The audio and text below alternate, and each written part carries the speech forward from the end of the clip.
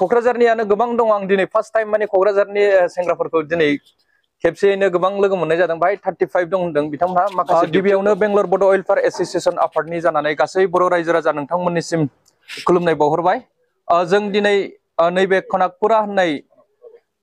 रड होननाय जायगायावहाय जोङो फैदों बाहाय जोंनि बर' सुबुंफोरा जोंनि बर' फंबायफोरा गोबाङानो दङ जोङो बिथांमोनखौ लोगो हमफैदों दिनै BBW आफादनि थ्रुयैहाय बावैसो सिगां बे नभेम्बर दाननिनो 9 थारिखआवहाय जोंनिनो बर' फंबाय सासे बिपुल बसुमतारी 27 बोसोरनि बिरहांगाव सालाकाटिनि क'क्राझार डिस्ट्रिक्ट फंबाया बे जायगानिफ्रायनो गोमादोंमोन माने बिथाङा बेवहाय सफैनाय लोगो लोगो मोनायाव माखौबा गिनानै बिनिफ्रायनो खारलांदों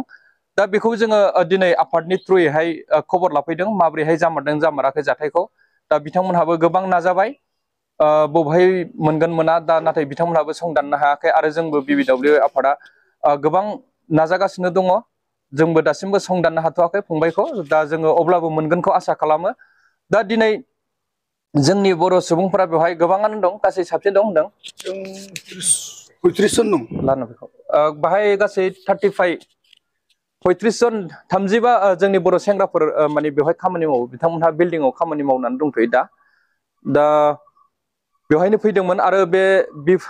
बिपुल बसुमतारी फंबाया माने बेंगलराव फैखायोमोन जाहैबाय खननै खनथामसो जाखाबायमोन फैनाया नाथाय मा जादों बियो बिथाङा मोनायाव गिनानै जानानै बेनिफ्राय खारलांनाय जादों दा बिथांमोनहा हमथास्लाबनो हायाखै आरो गोबां नागिरबाय नाथाय दासिमबो मोनथ'वाखै आरो दा जों बेखौनो मिजिंथियो सोरबाफोर नोंथांमोनहा जोंनि बर' सुबुंफोरा जों फट' होखागोन भिडिअ नोंथांमोनहा बे फट'खौ नायनानै बे बिथांखौ बबेहायफोर नुयोब्ला नोंथांमोनहा जोंनि BBW आफादनो नङाबा नैबे फंबायमोननो बा न'खरनि सुबुंफोरनो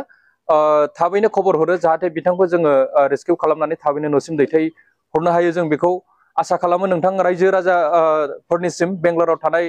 गासै बर' रायजो राजाफोरनिसिम गुरै खावलायनाय थाबाय दा आङो भिडिअखौ गोलाव खालामनो सानाखै जोङो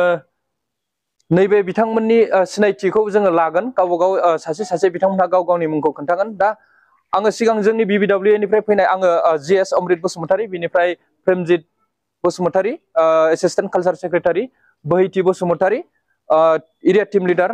इरागदाव ब्रह्म बिथाङा एसिस्टेन्ट एकाउन्टेन्ट बिथांमोनहा आंजों लोगोसे फैफादों जों जयै फैदों दा बिनिफ्राय नैबे फंबायमोनहा गावसिनि सिनायथिखौ सासे सासे खोन्थानानै लासिगोन दे फंबायमोन गावनि नाम एड्रेस बेखौ खोन्थानानै लाबानो जाबाय बबे स्टेटनि खाथियाव लानो बेखौ ओरैहाय आंनि मुङा फुंखा ब्रह्म आं सालाकाटि बिरांगाव गामिनि दा बे जाय गोमानाय बिपुल बसुमतारी बे गामिनिनो आङो दे हरिहर फंबाय खोन्था साफा साफा दे फारि फारि आंनि मुङा रुबुलाल बसुमतारी आंबो सालाकाटि बेरांगावनि बे लोगोजोंनो जयै फैफानायमोन ओरै ला उल्था आंनि मुङा बिपुल बसुमतारी आं बाक्सा गरेस्वरनि अके ओरैहाय आंनि मुङा लाल नार्जारी आं क'क्राझार डिस्ट्रिक्टनिनो आथियाबारि तिनालिनि आरो खावसि बाजार एरिया गोलैयो जोंना सान्थिफुर अके बै फंबायनि हरैहाय दे साफा साफा सिनायथि लाहर आंनि मुङा रमल नार्जारी आं बासुगावनि आंनि नामा जाहैबाय अशक ब्रह्म आं क'क्राझार डिस्ट्रिक्ट टिपकाइनि दे फंबायमोन फै लाजिना फै बयबो मिलायनानै थानांगौ नङा होमबा बाहेरायाव आंनि मुङा जोमै बसुमतारी कारिगाव हाल्दिबारि क'क्राझार डिस्ट्रिक्ट फै रावखौबो साफा साफा दे आंबो क'क्राझारनि दावराइ गामनि आंनि मुङा सरेन बसुमतारी अके ओमफ्राय फैदो आंनि मुङा सन्जिब ब्रह्म आं सालाकाटि रजंगुरिनि बर' नङा जायो फै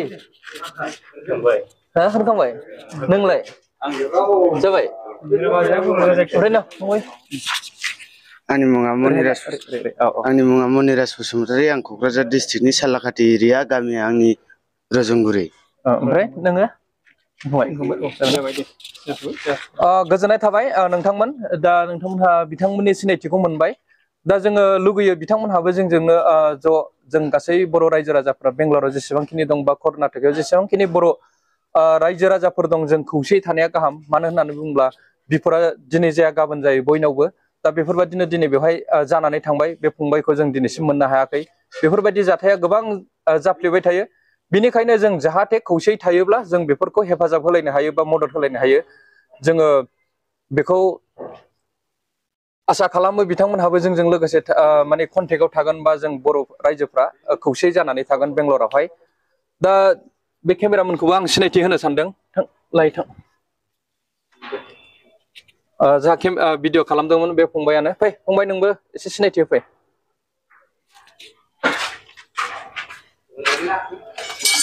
आरामसे दे आं क'क्राझार डिस्ट्रिक्टनि गामि फटमबिल आंनि मुङा अशक बसुमतारी अके दे गोजोननाय थाबाय क'क्राझारनियानो गोबां दङ आं दिनै फार्स्ट टाइम माने क'क्राझारनि सेंग्राफोरखौ दिनै खेबसेयैनो गोबां लोगो मोननाय जादों बाहाय 35 दं होनदों बिथांमोनहा माखासे डिउटियाव दं दा दिनै बेखिनियानो नोंथांमोन दा नोंथांमोनहा बिनि सायावहाय मा सानो नोंथांमोनहा कमेन्टआव बयबो फोरमायहरबानो जाबाय दा दिनै बेखिनियानो नोंथांमोन गोजोन्थों थेंक इउ